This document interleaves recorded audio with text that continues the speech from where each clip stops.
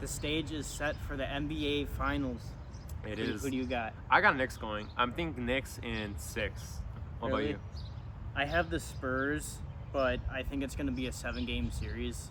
But I will say, I think the Knicks win their games at home. I think MSG, I see they that. haven't seen the finals since what, like the late 90s? Yes, and they haven't won one since I think 1973 or 72.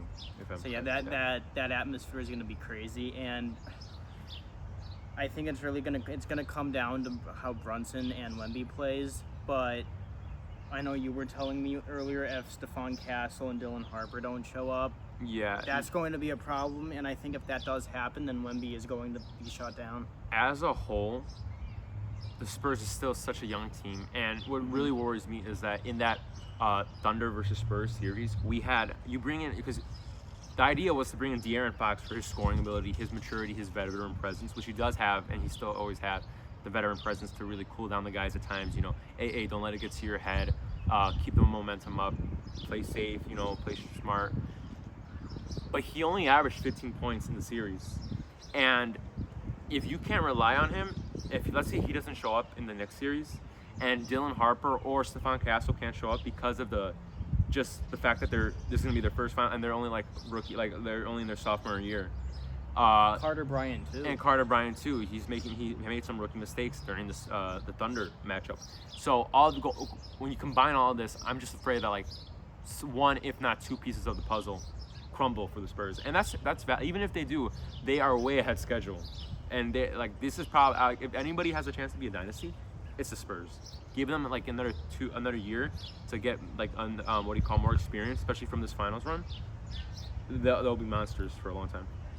I want to point this out. What I really love about this year's finals are the stories between the Spurs, but also the Knicks. Because on the Knicks, you have Mike Brown, where he was kicked out of Sacramento. Yeah. And now, Look at him now. He's a finals. He's running a finals team. Yeah. The Knicks, and the Spurs. Popovich. He's not the coach anymore.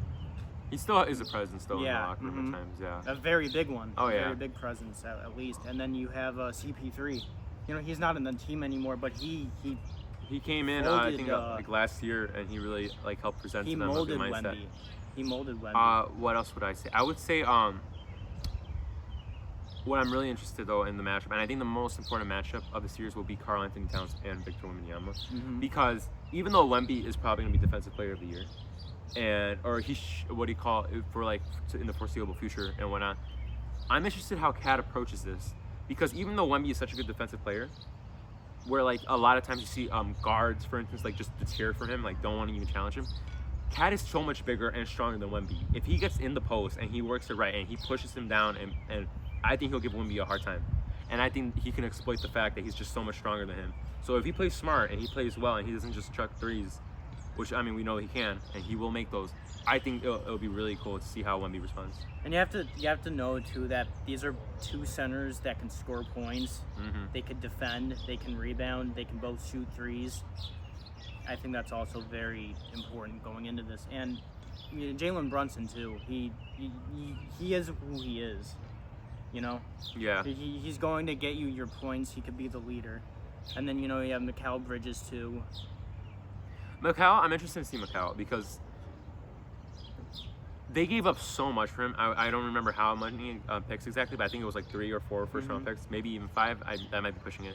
But I'm interested to see how he plays in this matchup because he has to make himself present. There's a lot of times where I feel like, because at one point he was a defensive player of the year in the defensive player of the year conversations when he was with the Suns. And also with the Nets, his scoring ability started to shine more. Now here he's had time to find his role, and he has to just play 3 and D. The 3-pointer is a little shaky, and even sometimes his defense is a little shaky.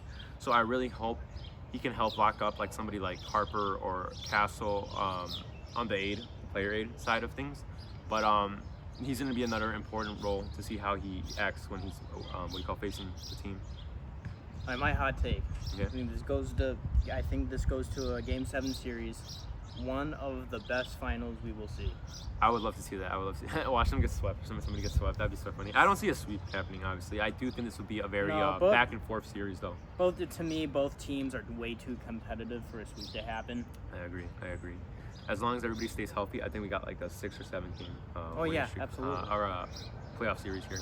I would love it to go to game 7. I do actually would really like that. From a coaching standpoint too, they're both just really good coaches, and they know what they Mike want. Brown from this. and who's the Spurs coach? That's a great question, actually. I'm forgetting his name. It's on the tip of my tongue. Mitch. I want to say Mitch Johnson or something, like something Yeah. with a J maybe. But what do you call it? Obviously he has a lot of passion. He was yelling yeah. at Carter Bryant. What do you call it? I saw him even crying, Carter Bryant. But I love it when a player cries. A player shows emotion. That means they care about the sport. Oh yeah, that means no, they absolutely. care about where they are. in it. Carter's young. He's a rookie. Right? He's gonna make some mistakes, but I'm actually really excited. Carter Bryant, I'm actually really excited to see how well he becomes of a player. Just a versatile player. Can finish, good shooter at times, and even what you call good defender as well. So the Spurs really played it smart. That's what a rebuild should be. Oh right yeah, there. absolutely. Yeah. But yeah, I'm just so happy the Spurs won though. Yeah. Like even though I rooted for the Spurs, obviously between the Spurs and Thunder, but I do hope the Knicks take the trophy home, the Larry O'Brien trophy. They deserve it. I think they deserve it. But what's funny is that they both got here in 2 different ways. Like the Spurs definitely were like for a while were just a garbage team, trading away pieces. They and were all everything. right when But DeMar was there. they drafted their talent. Yeah. They didn't really necessarily sign anyone really. The Knicks did a different approach. They traded away assets and they got themselves good signings like Josh Hart. They traded for Mikal Bridges over the offseason. They traded for Karl Anthony Towns when they sent him off with Julius Randle and Donte DiVincenzo. And even to make that trigger of trading away, I mean, I don't think Knicks fans really miss Julius Randle, but they definitely miss, I think, Donte DiVincenzo. He was a great player, especially off the bench. So it's just really interesting seeing those 2 teams with different mindsets getting to the finals. Both worked. Yeah. Whatever suits you, absolutely, really. Yeah. But yeah, I think that's That it. Yep. Thank you guys so much for watching. We hope you all enjoy this year's finals, and we hope that you all have a lovely rest